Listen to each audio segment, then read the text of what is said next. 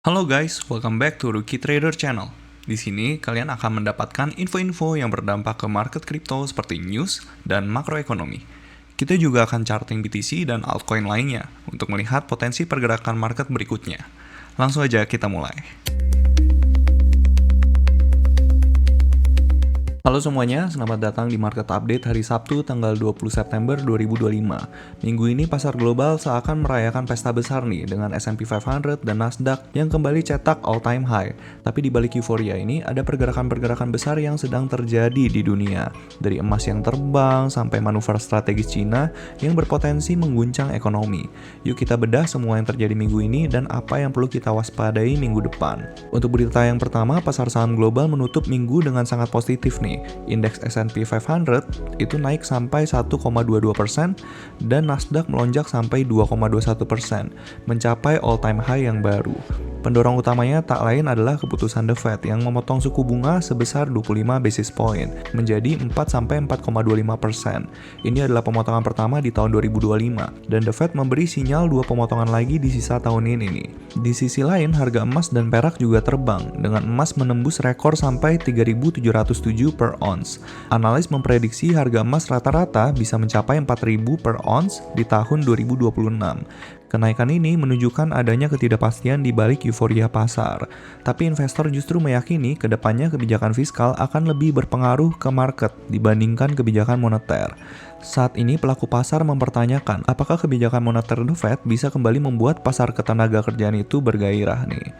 Seperti itu, lalu kita lanjut ke berita yang kedua. Presiden Trump dan Presiden Xi Jinping itu baru saja berbicara melalui telepon.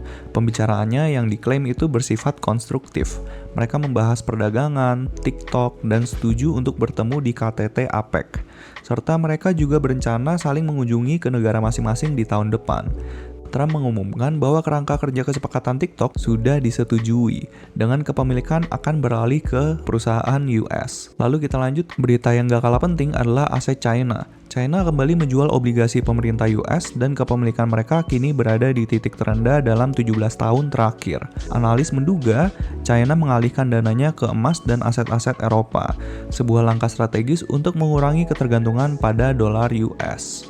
Nah, jadi setelah minggu depan tuh pasar akan kembali fokus pada rilis data ekonomi yang krusial. Di minggu depan itu ada PCE-nya US ya. Jadi, rilis data inflasi ini sangat dinantikan karena ini adalah alat ukur inflasi favoritnya The Fed. Angka ini akan menjadi petunjuk penting apakah The Fed akan melanjutkan pemotongan suku bunga sesuai dengan rencananya. Jadi, minggu ini bisa dibilang perpaduan yang unik antara rekor pasar yang all-time high dengan pergeseran besar di ranah geopolitik dan ekonomi. Pasar telah diberi sinyal, sekarang giliran data ekonomi yang akan menentukan langkah selanjutnya. Jadi be ready untuk menghadapi data penting minggu depan. Mari kita pantau terus. Terus coba kita lihat ke far side. Nah, untuk ETF bisa dilihat di sini BlackRock itu melakukan 0 transaksi ya. Jadi untuk tanggal 18 September ETF flow-nya itu sebesar 163 juta dolar. Terus tanggal 19 September itu hanya ada 1 transaksi nih. Ini masih excluding BlackRock. Transaksinya itu dari Grayscale nih. Grayscale melakukan penjualan sebesar 23,5 juta dolar. Nanti kita tunggu ya kalau misalnya data BlackRock udah keluar. Seperti itu untuk ETF-nya Bitcoin nih. Jadi Bitcoin bisa dibilang ada outflow tapi terbilang cukup kecil ya. Coba kita lihat di ETF-nya Ethereum. Ternyata di ETF-nya Ethereum, BlackRock itu juga nggak ada melakukan transaksi ini. Tapi untuk tanggal 18 September itu total net flow-nya masuk inflow sebesar 213,1 juta dolar. Untuk tanggal 19 September kemarin itu ternyata banyak yang melakukan outflow nih. Outflow-nya sebesar total 96,5 juta dolar. Ini masih excluding BlackRock. Jadi nanti kita tunggu aja untuk datanya BlackRock. Untuk ETF flow ini bisa dibilang kurang bagus ya. Jadi dia untuk hari perdagangan terakhir malah ada outflow nih untuk Ethereum. Tapi nanti kita lihat aja melalui price action-nya ya. Nah, sebelum melanjutkan pembahasan price action, ada kabar duka cita nih dari TradingView yang gue pakai. Semua gambar yang udah tersimpan di layout gua itu semuanya itu hilang ya. So harus gambar ulang dari nol. Jadi gua mau mengucapkan sorry dulu kalau pembahasan akan sedikit lebih lama nih. Tapi ini bagus juga biar kita sama-sama bisa makin tajam untuk analisa market structure ya. Jadi kalian juga bisa lihat cara gua untuk marking di chart dan coba pahami juga ya. Semoga bisa mendapatkan sesuatu dari pembahasan video kali ini.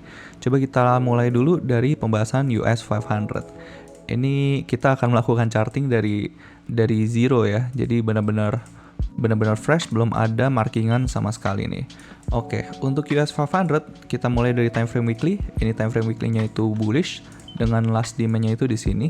Dia belum ada pullback sama sekali ya, bisa dibilang ini masih kenceng untuk pergerakannya. Terus karena ini ada 2 kali rejection, gue akan tandain ini sebagai SNR-nya karena di sini dia udah sempat menjadi support juga nih. Bisa lihat di sini ada candle merah, dia retest, terus abis itu di sini juga sempat menjadi resisten. Jadi gue akan tandain ini sebagai SNR. Kayak gitu doang untuk time frame weekly ya. Di sini kita bisa lihat dia udah breakout structure karena udah pullback, terus abis itu breakout structure. Terus coba kita lihat ke time frame daily. Nah, untuk time frame daily bisa lihat di sini dia ada pullback di sini, terus ada pullback, dia breakout structure. Jadi untuk time frame daily itu demand-nya itu masih di sini nih. Ini adalah demand terakhir untuk time frame daily. Dia udah bullish dan dia itu market structure-nya itu ada di sini nih. Wait, ini ada pullback juga ya. Lihat di sini. Ini ada pullback juga. So karena berdekatan gua akan taruh level invalidasinya. Level dia MSS-nya itu di sini. So untuk breakout structure-nya itu ada di sini. Sekarang dia belum melakukan pullback sama sekali ya. Ini masih kenceng pergerakannya. Untuk di 4 hour itu dia terakhir udah melakukan breakout structure di sini nih. Demand 4 hour-nya itu ada di sini. Ini terlalu besar, kita kecilin di sini, dan untuk breakout structure-nya itu ada di sini. So untuk 4 hour still bullish, dia di sini. Ini kita nggak bisa tandain sebagai pullback ya, karena lihat di sini dia hanya inside bar dan dia masih ada di dalam mother candle hijau ini. Seperti itu ya untuk 4 hour-nya. Lalu kita lihat di 1 hour-nya. Nah, untuk 1 hour-nya dia udah pullback nih. Dia udah closing di bawah candle hijau ini dan dia udah melakukan pullback, dan baru aja kemarin dia udah breakout structure di sini. Cuman bisa dibilang ini breakout structure-nya masih belum terlalu signifikan ya. Jadi kita tandain aja di sini, dan untuk demand-nya itu ada di sini. Ini adalah demand untuk 1 hour-nya. So bisa aja kalau misalnya dia dari retest dulu ke demand 1 hour terus habis itu breakout structure, itu baru kita bisa pindahin lagi demand-nya. Seperti itu ya. So overall untuk S&P 500 itu dia still bullish dengan momentumnya itu masih kenceng banget nih. Kalau misalnya kita lihat di daily dan weekly, coba kita lihat weekly dulu ya. Weekly itu lagi menuju ke area overbought nih. Cuman kalau misalnya kita lihat dari time frame yang lebih kecil, itu masih terbilang momentumnya itu masih bagus banget. Kayak di daily dia udah overbought, mungkin aja dia akan melakukan pullback dulu untuk reset momentum RSI ini, terus baru melakukan kenaikan lagi. So kayak gitu ya untuk minggu depan. Coba kita lihat ke US 100. Balik lagi kita akan mulai dari 0. Nah untuk Nasdaq kurang lebih sama, dia udah MSS-nya di mana? Ini kan tadinya dia sempat jadi bearish nih. Ini pullback terakhir. Lihat dia sebenarnya nggak closing di bawah, tapi opennya itu di bawah dari sini. Jadi gua akan tetap tandain di sini dia udah sempat MSS, dan di sini dia udah MSS lagi. So ini adalah pullback terakhir untuk weekly. Jadi untuk demand weekly-nya kita taruh di sini. Kayak gitu ya. Terus kita lanjut ke daily-nya. Nah, untuk daily-nya dia obviously dia udah sempat MSS ya. Karena lihat di sini dia udah jadi bearish di sini, terus habis itu ini dia ada closing di atas ya. Oke. Jadi untuk MSS-nya itu di sini ya. Kenapa gue taruh MSS-nya di sini? Karena untuk pullback terakhir itu ada di sini. Sorry, lebih tepatnya di sini. Karena di sini dia udah breakout structure walaupun kecil banget nih. Dia MSS to bearish, terus pas lagi bearish, ya bisa lihat di sini dia pullback kecil, dia creating lower low, dan dia MSS lagi di sini. Untuk MSS daily-nya sebenarnya kita bisa taruh di sini. So, semenjak di sini daily-nya itu udah back to bullish. Per sekarang kita lihat di sini itu pullback terakhirnya ada di sini nih. Ini adalah pullback terakhir untuk daily. Ini karena berdekatan, jadi gue taruh level MSS-nya itu bisa kita taruh di sini. So, kita tandain aja ini demand daily. Ini demand daily. Dan dia baru aja melakukan breakout structure nih. Ini breakout structure-nya di sini, dan dia still bullish, belum melakukan pullback sama sekali di time frame daily. Coba kita lihat ke 4 hour nih. Nah, untuk 4 hour dia sebenarnya udah sempat melakukan pullback ya di sini. Jadi kita bisa tandain untuk demand 4 hour-nya itu ada di sini. Dan per sekarang dia masih belum ada melakukan pullback sama sekali. Bahkan dia habis tembus mother candle ini nih. So, untuk 4 hour bisa dibilang momentumnya still good. Dia masih menciptakan all time high lagi.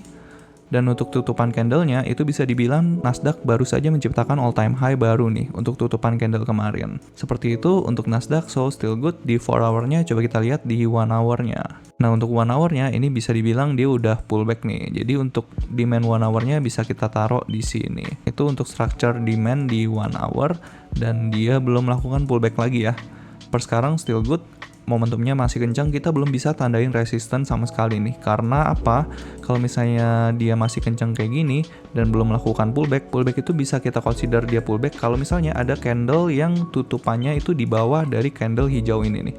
Kalau misalnya belum ada, berarti dia masih ada di dalam mother candle hijau ini. Kayak ini nih, ini belum bisa kita consider sebagai pullback nih. Kenapa? Karena belum ada candle merah satupun yang closing di bawah mother candle ini. So, untuk 1 hour-nya bisa dibilang dia one push ke atas dan dia belum melakukan pullback sama sekali. Seperti itu ya untuk Nasdaq. Coba kita lihat ke Bitcoin Dominance. Nah, untuk Bitcoin Dominance cukup PR ya. Coba kita mulai dari time frame weekly. Nah, untuk time frame weekly ini sebenarnya MSS-nya di sini. Bisa lihat di sini ini ada closing merah yang lumayan gede dan gue udah consider ini sebagai pullback dan dia MSS-nya di sini. Tapi kita juga perlu lihat di sini ada obvious order block gitu. Jadi kita perlu tanda juga hati-hati kalau misalnya Bitcoin Dominance itu udah sampai sini. Kalau misalnya dari Fibonacci kita lihat di sini dia emang lagi ada di area yang namanya golden ratio Fibonacci. Nah, sejalan ya, di sini dia ada sedikit bouncing nih. Nanti kita lihat di time frame lebih kecilnya. So, kita tandain aja ini OTA area. OTA area itu 0,62 sampai 0,79. Jadi, di sini seringkali ada pemantulan atau reversal gitu. Jadi, kita tandain aja untuk OTI-nya. So, seperti itu untuk weekly-nya bearish ya. Kalau misalnya dari struktur itu bearish, untuk supply-nya itu ada di sini nih. Itu untuk supply weekly-nya. Terus kita tandain juga di sini ada FEG. Kalau misalnya Bitcoin Dominance sampai sini, ini sebenarnya parah banget, tapi kita tandain aja. Kalau misalnya di chart lain itu bisa kita consider tempat yang bagus untuk melakukan pemantulan juga. Itu FEG. Terus kita tandain juga di sini ada yang namanya SNR nih. Ini SNR untuk time frame weekly. Untuk nandain SNR-nya sebenarnya kita perlu lihat pantulan-pantulan yang obvious nih.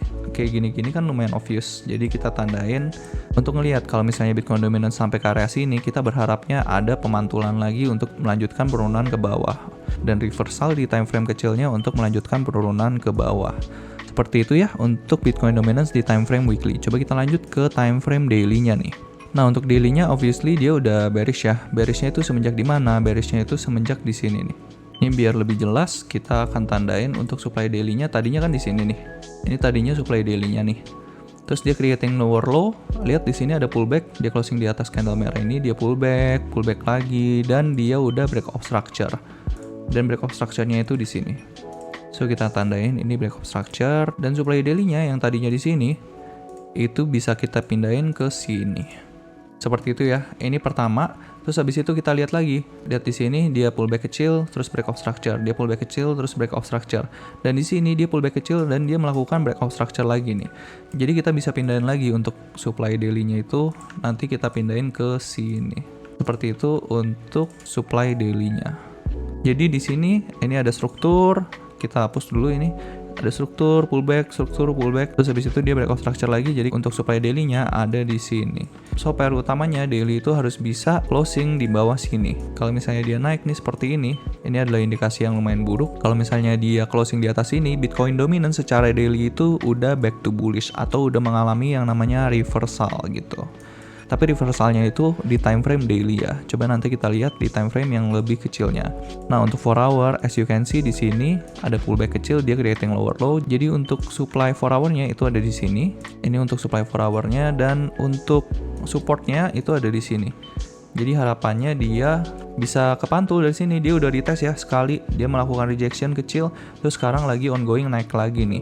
So, kalau misalnya ini nggak mampu menahan Bitcoin Dominance untuk tetap bearish, kita perlu hati-hati juga ya. Terus coba kita lihat ke 1 hour-nya. Nah, ternyata 1 hour-nya itu lumayan mirip nih tempat supply-nya sama 4 hour. Dia sempat closing di atas supply 1 hour ini, tapi ternyata hanya fake out. Karena apa? Karena dia udah MSS balik nih di sini. Ini dia udah MSS balik, jadi untuk supply 1 hour-nya bisa kita pindahin ke sini. Seperti itu untuk Bitcoin Dominance di time frame 1 hour. Ini supaya lebih jelas, gua arahkan ke candle yang ini ya, spesifik candle yang ini. So, still good sebenarnya untuk Bitcoin Dominance. Untuk weekly still bearish, daily still bearish, 4 hour still bearish, dan 1 hour-nya juga still bearish. Harapannya dia bisa melakukan rejection dari sini supaya melanjutkan penurunan lagi nih. Kayak gitu ya untuk Bitcoin Dominance. Terus coba kita lanjut ke pembahasan total 3IS. Nah, untuk total 3 IS, coba kita dari time frame yang weekly dulu. Untuk time frame weekly, itu sebenarnya demand-nya masih jauh ya. Demand-nya masih di sini nih. Ini adalah demand untuk time frame weekly. Kenapa di sini, Bang? Karena dia terakhir melakukan breakout structure itu di sini, guys. Lihat di sini dia breakout structure, dia pullback ya kan, terus breakout structure dan dia creating higher high. Nah, untuk higher high ini dia kan udah melakukan pullback nih. Jadi PR utamanya dia harus bisa melakukan breakout structure dari sini gitu untuk melanjutkan trennya naik ke atas gitu. Nah, kayak gitu ya. Jadi dia untuk PR utamanya dia harus bisa melanjutkan kenaikan ke atas. Seperti itu untuk time frame weekly kita bisa tandain juga kalau di sini sebenarnya dia ada SNR ya. Bisa lihat di sini dia ada support terus jadi resistance, terus abis itu jadi resistance, terus jadi support lagi. Jadi kita tandain aja di sini ini adalah support and resistance-nya. Supaya lebih rapi kita tandainya kayak gini ya. Ini kelihatan lebih rapi. Nah, sebenarnya di sini juga ada minor support and resistance nih. Di sini ada support and resistance, terus abis itu kita tandain. Sebenarnya dia still bullish ya. Jadi untuk weekly-nya dia still bullish. Dia belum pindah demand weekly-nya, jadi masih di sini. Kalau misalnya dia breakout structure, baru bisa kita pindahin untuk demand weekly-nya itu jadi di sini. Jadi per sekarang dia still bullish, dia masih berusaha untuk bisa claim area resistance ini. Apakah ini all time high? Coba kita lihat. Oke, karena ini bukan all time high, kita tandain juga nih area all time high-nya. Kenapa ditandain? Karena ini bisa jadi potential resistance. Kalau misalnya dia sampai situ bisa aja terjadi rejection. Lihat di sini dia hampir sampai ke all time high ini, tapi dia malah mengalami rejection. Jadi kita lihat aja untuk reaksinya ketika udah sampai ke market cap ini ya. Nah, total 3 IS itu sebenarnya penting untuk dibahas. Kenapa? Karena keseluruhan market cap crypto itu excluding BTC, Ethereum, dan stablecoins itu tercerminkan dari price action di total 3 IS nih. Jadi majority pergerakan altcoins itu ya seperti ini gitu. Kalau misalnya kita nggak lihat dari gambaran besarnya, kita nggak tahu arah market nih secara keseluruhan akan seperti apa gitu. Jadi penting untuk melihat pergerakan total 3 IS ini ya. Coba kita lanjut ke daily. Nah, untuk daily dia still bullish ya. Bisa lihat di sini dia terakhir melakukan breakout structure itu ada di sini nih. Ini adalah breakout structure-nya, dia membentuk kayak pattern gitu ya. Untuk daily-nya, last pullback itu masih di sini, masih lumayan jauh ya. Ini kita tandain demand daily-nya. Kenapa nggak di sini, Bang? Nih kita lihat di sini ya. Ini dia bukan pullback, guys. Di sini dia hanya bermain di candle ini dan dia nggak berhasil closing di bawah dari candle hijau ini. Dan sekarang dia juga masih bermain di dalam candle hijau ini nih. So, kalau misalnya dia ada melakukan pullback gitu dan dia udah breakout structure lagi, baru kita bisa pindahin demand daily-nya. Per sekarang, so masih di sini ya. Kayak gitu untuk time frame daily-nya di total 3 IS. So, still good, masih bagus ya. Dia masih bullish dan bisa lihat di sini dia juga ada support and resistance nih. Jadi kita tandain aja di sini ada SNR. So, still good untuk total 3 IS. Dia belum melakukan pullback sama sekali. Per sekarang dia lagi ongoing ke atas. Kayak gitu untuk total 3 IS. Targetnya masih sama, dia perlu mencapai ke sini dulu resistance ini supaya di weekly-nya dia bisa breakout structure. Coba kita lihat ke 4 hour-nya. Nah, untuk 4 hour-nya ini coba kita lihat. Ini kan dia udah pullback nih. Apakah dia udah breakout structure? Ini sebenarnya lumayan ambigu nih. Ini bisa dibilang breakout structure, bisa dibilang enggak. Tapi gua nggak mau consider ini sebagai breakout structure ya. Bisa aja dia cuman channeling nih dari sini. So, untuk demand 4 hour-nya itu masih di sini karena ini adalah pullback terakhirnya. Nah, untuk demand 4 hour-nya di sini ya. Dia still bullish. Ini bisa dibilang resistant ya karena dia di sini lihat ya. Ini ada candle hijau gede, terus dia closing di bawah candle hijau ini. So, ini kita consider sebagai pullback kayak gitu. So, untuk 4 hour-nya masih di sini. Kenapa nggak di sini, Bang? Kenapa nggak di situ? Karena lihat di sini. Di sini sebenarnya dia ada closing kecil, tapi kadang-kadang kita nggak bisa consider ini sebagai pullback juga. Kenapa? Karena begitu dia closing kecil kayak gini, ternyata dia langsung dibalas sama candle hijau lagi gitu. Candle hijau dan dia langsung naik kencang banget sehingga bisa dibilang ini hanya fake out gitu. So, kita juga perlu fleksibel ya dalam melakukan technical analysis. Kayak gitu ya, untuk total 3 IS di 4 hour. So, 4 hour-nya still bullish, PR utamanya dia harus bisa breakout dari resistance ini. Kayak gitu untuk 4 hour-nya. Coba kita lihat ke 1 hour-nya. Nah, untuk 1 hour-nya itu sebenarnya dia udah sempat bearish di sini. Nah, di sini kita bisa lihat ya, dia itu bisa dibilang lagi konsolidasi nih. Karena apa? Dari 3 MSS ini kita tahu kalau ternyata dia itu lagi channeling aja karena 1 hour-nya itu ada MSS 3 kali nih. 1 kali di sini, 2 kali di sini, 3 kali di sini. Dia itu masih bullish di sini, back to bearish, terus habis itu back to bullish, terus back to bearish kayak gitu ya. So be careful karena ini channeling, kita nggak tahu nih apakah dia akan breakout atau breakdown. Tapi kita bisa lihat di sini dia ada trend line dan di sini ada resistance gitu. Hopefully dari sini dia bisa ketahan, mantul dan melakukan pemantulan lagi. Mungkin aja di Sabtu Minggu ada pemantulannya. Kayak gitu untuk 1 hour-nya. Nah, karena dia udah bearish, kita tandain ya. Untuk supply-nya itu ada di sini nih. Ini adalah supply untuk 1 hour-nya. Balik lagi, kenapa nggak di sini, Bang? Lihat ya. Untuk 1 hour-nya dia udah closing di atas candle merah ini, tapi langsung dibales sama candle merah yang agresif gitu. Jadi ini bisa dibilang dia one push ke bawah dan dia belum melakukan pullback sama sekali nih. Kayak gitu untuk total 3 IS. So untuk weekly dia bullish, daily dia bullish. So bisa dibilang, wait a minute. What? Guys, gambar gua kembali guys. Oh my god, thanks god. Gambar gua tiba-tiba balik semuanya. Oke. Thanks god ya, thanks god banget. Oh my god. Oke. Sorry guys, gua kaget tiba-tiba gambar gua. Loh kok di main daily gua ada 2? Perasaan gua udah tandain. Ya, thanks god ya, thanks god. Oke, kayak gitu ya guys untuk total 3S. So untuk weekly-nya still bullish, daily-nya still bullish, terus juga 4 hour-nya still bullish. Hanya di 1 hour aja nih. Yang 1 hour ini kita bisa lihat dia udah MSS. So bisa dibilang dia hanya channeling aja. Kayak gitu ya.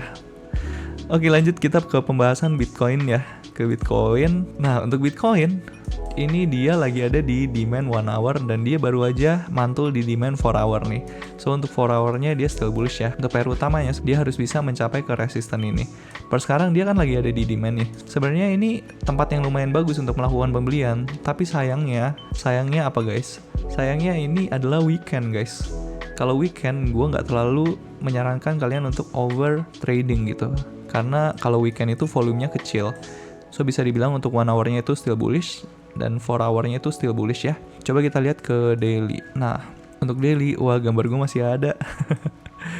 Nggak perlu gambar lagi dari awal. Karena ini gambarnya lumayan krusial nih guys. So untuk daily-nya juga dia still bullish ya. Demand-nya masih di sini. Untuk PR daily-nya masih jauh nih.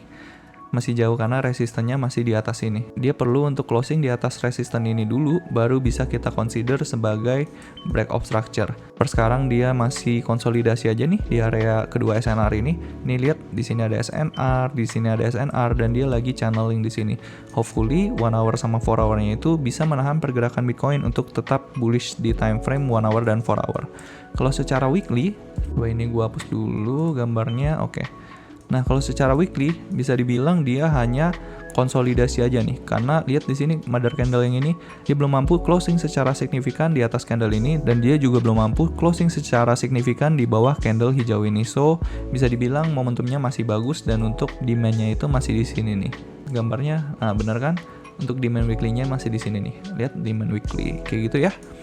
So, still good untuk Bitcoin masih bisa dipertahankan, momentumnya juga masih bagus. Sayangnya dia nggak terlalu ngikutin harganya S&P 500 dan Nasdaq nih. Soalnya pergerakan harga saham US itu udah menciptakan all time high lagi. Tapi bisa dibilang money flow itu emang lagi di sana ya. Jadi bisa aja Bitcoin itu pergerakannya lagging. So, nanti kita tunggu aja. Once Bitcoin kebagian money flow itu bisa menciptakan all time high lagi. Dan bahkan money flow-nya itu bisa mengalir lagi ke Ethereum dan altcoin-altcoin di bawahnya gitu. Seperti itu ya untuk Bitcoin. Coba kita lanjut ke pergerakannya Ethereum. Nah, untuk Ethereum, oke. Nah, di sini sebenarnya gue lagi nunggu ya pergerakan Ethereum itu semoga aja dia bisa mencapai ke titik sini nih. Soalnya masih ada demand 1 hour-nya. Lihat di sini. Ini adalah pullback terakhir untuk 1 hour. Dia masih konsolidasi di sini, dia konsolidasi di sini dan dia baru melakukan pullback di sini gitu. So bisa aja dia mencapai ke SNR ini dulu untuk isi bensin dan baru kita lihat price action-nya kalau misalnya dia udah sampai ke area sini ya. Seperti itu untuk 1 hour, so 1 hour-nya still bullish. Untuk PR utamanya dia harus bisa closing di atas resisten ini nih. Kayak gitu ya. Nah, gue mau bahas sedikit. Kemarin kan ada yang tanya tuh, Bang kalau bisa kasih tahu harga entry dan exit-nya Bang. Nah, kalau misalnya kalian lihat di sini, ini kan ada long position nih. Kalau misalnya di TradingView tuh ada yang namanya long position, ini udah gue tandain, udah gue favoritin di sini. Jadi kalau misalnya kita pencet long position ini, dia akan keluar gitu. tanda ini. Nah, di dalam long position ini ada kelihatan di sini guys harganya. Ini harga entry-nya di sini, ini harga stop loss-nya. Terus abis itu dilanjutin sama ini harga take profit-nya kayak gitu. Tapi di setiap exchange itu beda guys. Jadi kalau misalnya di exchange misalnya di Bybit gitu, itu bisa jadi pemantulannya itu harganya itu beda-beda tipis tapi tergantung sama exchange-nya juga. Jadi kalau bisa dari setiap analisa ini kalian tandain juga di chart kalian gitu. Jadi kalian analisa juga dan kalian bisa nentuin kalian mau entry di mana dan exit-nya di mana. Untuk gambaran besarnya sebenarnya kita bisa lihat di sini di gambar-gambar yang udah gue gambar ini itu berpotensi melakukan pemantulan gitu. Jadi kita perlu tandain dan perlu lihat juga untuk pergerakan marketnya itu bakalan seperti apa kayak gitu ya. So untuk entry exitnya bisa lihat di sini. Dan kalau misalnya kalian mengikuti setup ini, pastikan kalian menggunakan risk management yang proper ya. Karena gue nggak mau kalau misalnya kalian ikutin terus abis itu kalian kena margin call, kena likuidasi, itu totally salah kalian. Kalau misalnya kalian belum paham soal money management, soal risk management gitu, jangan trading di future market. Karena di future market itu resikonya sangat besar. Kita perlu mengerti dulu soal risk management baru kita terjun ke market future. Kayak gitu ya. Lanjut ke pembahasan. Untuk 1 hour-nya itu still bullish di sini demand-nya, dan 4 hour-nya ini masih di swing yang lama nih. Ini adalah swing lamanya dan last pullback itu ada di sini. So untuk demand 4 hour-nya itu gua taruh di sini. Dan untuk daily-nya juga sama ya. Di daily-nya itu dia last pullback-nya itu di sini nih. Karena dia udah breakout structure, lihat di sini. Dia udah breakout structure, dia retest ke demand daily ini dan dia melakukan pemantulan dari sini. So kita tunggu aja. Untuk PR utamanya di daily itu dia harus bisa mencapai ke all time high lagi dan breakout dari sini. Kayak gitu ya. Terus kita lanjut ke weekly-nya. Kalau weekly-nya itu dia still bullish dan dia demand weekly-nya itu masih jauh banget ya. Kalau misalnya ini gua hapus gambar-gambarnya. Nah, bisa lihat di sini. Itu dia sebenarnya di sini tuh hanya inside bar gitu. Dan untuk pullback terakhirnya itu masih di sini. Jadi dia belum melakukan pullback sama sekali nih. Tapi for the sake of internal structure, itu gue tandain demand weekly-nya di sini. Kayak gitu ya. So untuk weekly-nya still good, still bullish. Kita perlu lihat juga gimana kelanjutannya di weekly ini. Karena dia di sini di weekly itu bisa dibilang belum melakukan pullback sama sekali. Gue tandain juga deh. Karena ini demand weekly yang valid gitu. So be careful, untuk Ethereum weekly-nya itu belum melakukan pullback sama sekali. Jadi kita untuk patokan structure-nya bisa menggunakan time frame daily untuk sementara waktu nih. Kayak gitu ya. Terus lanjut kita melanjutkan ke pembahasan komen nih. Nah, di sini ada yang request ya dari Minitini99.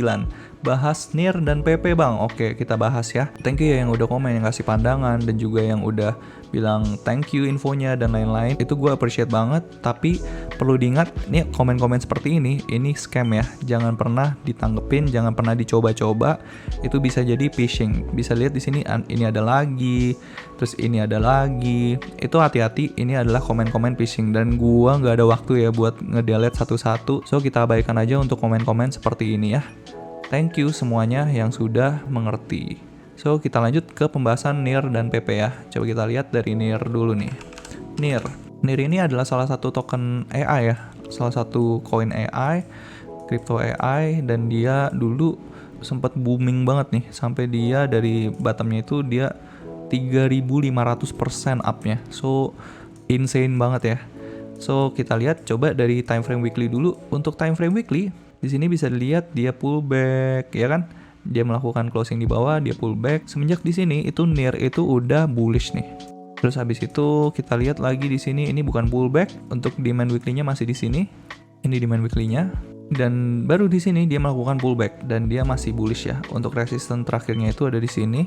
Dan karena dia udah melakukan pullback, kita coba tarik Fibonacci-nya.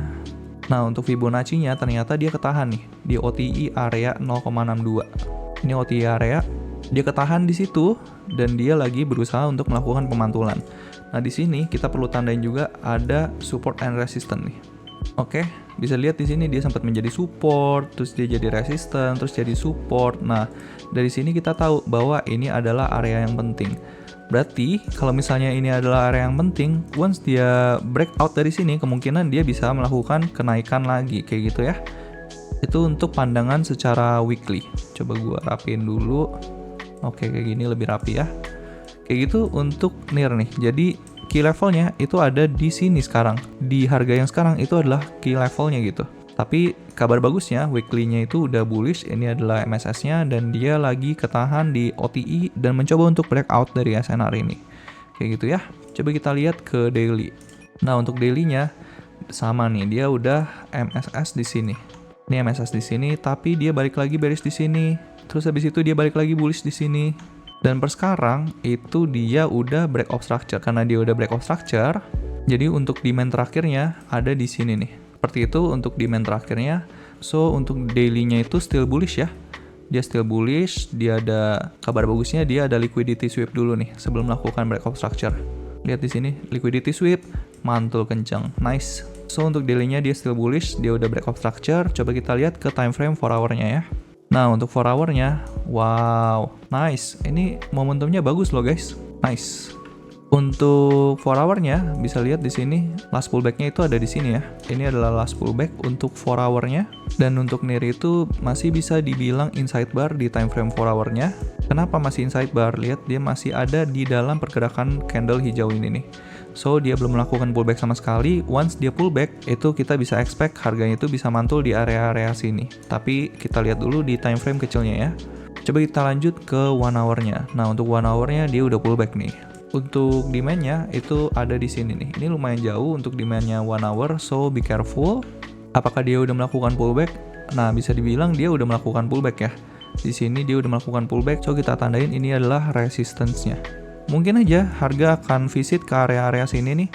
Ini bisa jadi harga yang bagus untuk dia mantul, dan mungkin aja dia kalau misalnya mau isi bensin ke area sini, either ke area sini atau ke area sini. Kayak gitu ya. Tapi bisa nggak bang dari sini sekarang dia mantul kenceng gitu, terus habis itu dia creating higher high lagi? Bisa nggak? Bisa-bisa aja. Soalnya kenapa? Soalnya lihat tutupan candle daily kemarin.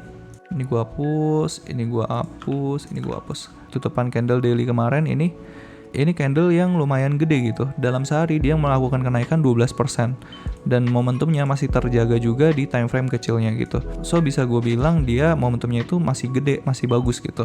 Jadi kalau misalnya kalian punya barang di NIR itu juga boleh dipertahankan. Untuk PR utamanya PR pertama banget dia harus bisa closing weekly di atas SNR ini dan dia harus bisa breakout dari resistance ini. Untuk target pertamanya tentunya di resistance ini ya, di $9. Wow, $9 guys. $9 tuh 180%. Oke, lumayan terlalu optimis tapi mungkin aja bisa tercapai. Terus kalau misalnya secara daily, gue nggak melihat ada hambatan lagi sih di daily. Mungkin aja dia bisa mencapai ke resistance ini dalam waktu dekat. Kalau misalnya di time frame weekly, gue udah tandain juga key levelnya di sini. Oh, mungkin aja dia bisa ketahan dulu di sini nih. Ini adalah SNR lagi yang bisa jadi hambatan nih buat NIR. So, be careful kalau misalnya dia udah mencapai ke area $5,6 ya. $5,6, $5,5 kayak gitu.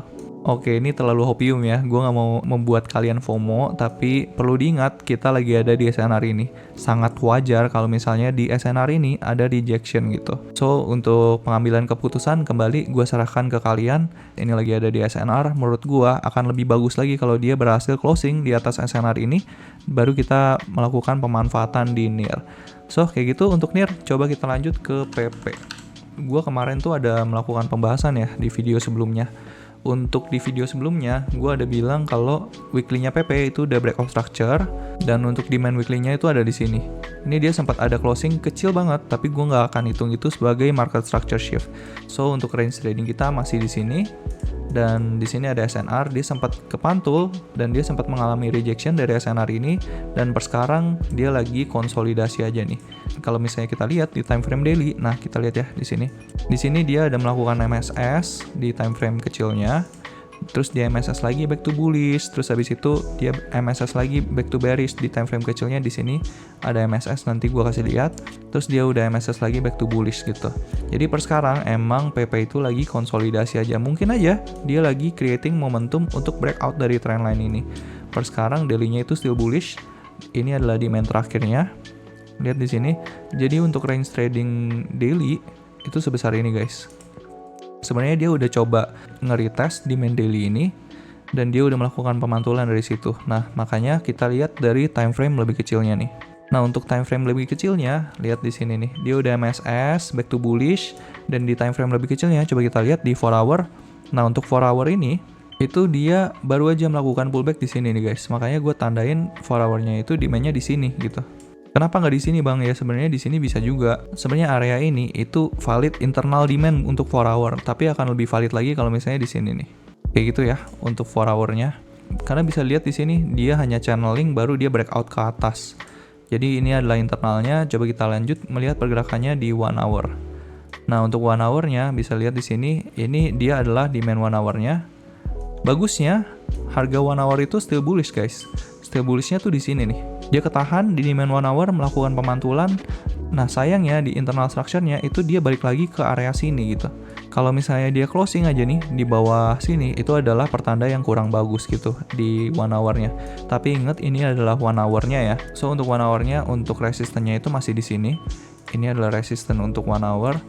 Still good untuk 4 hour, 1 hour itu semuanya bullish. Bahkan untuk time frame daily-nya itu still bullish, dan untuk time frame weekly-nya itu juga bullish guys.